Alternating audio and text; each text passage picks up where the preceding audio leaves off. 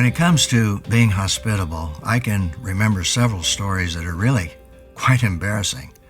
One will suffice. One Sunday morning, I just finished speaking at one of our multiple services. I was on the platform getting ready for the second time around, and I sensed a man standing next to me by the platform. I turned and asked, "Can I help you?" Well, he began the conversation by calling me Brother Gene. Obviously, he got my attention. Few people in my church ever called me Brother Gene, and he could see that I was searching my mind for his identity. Unfortunately for me, he knew exactly what he was doing. He captured the moment and he said, "You know me, Brother Gene. I just live across the street. I've been attending your church." Well, you know where I'm going with this story, and yes, at that moment I should have known this was a scam, but trickster that he was, he had me. "How can I help you?" I asked. He then unfolded a crazy story, which I admit I bought into. It went something like this. My wife is in the hospital and then he mentioned a certain city, and she went there to help a friend and got into a car accident. I need to go and see her, but I don't have enough money to pay for the total plane fare, and if you can just loan me $50, I can pay you back as soon as I return because I'll have my paycheck. At that moment, he had me. I looked up and I saw one of our church leaders coming down the aisle, so I quickly walked over and asked him if he had the money, sharing briefly that this man was facing an emergency.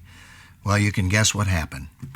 The moment this stranger walked out the door with the $50, I knew I'd been taken. In fact, we were able to reconstruct what happened. This con artist saw my name as pastor on the sign outside the church building, Gene Getz, pastor. And when he walked in, he saw Don Logue, one of our elders, who was wearing a name tag. So, "Hi, Don," he said, "where's Gene?" Well, Don directed him to the platform, and you know the rest of the story. Well, I could share a few more stories with the same ending. And I'm thankful that one of my fellow church leaders said to me one day, "Gene, your greatest strength is to trust people. However, your greatest weakness is to trust people you shouldn't trust." And he was right. And I hopefully have learned to be more discretionate. But I have not ceased to believe that we should take the quality of being hospitable very seriously as a very important biblical quality that measures our Christian maturity. As believers, we are definitely to minister to those in need. We're to take Paul's words to the Galatians seriously.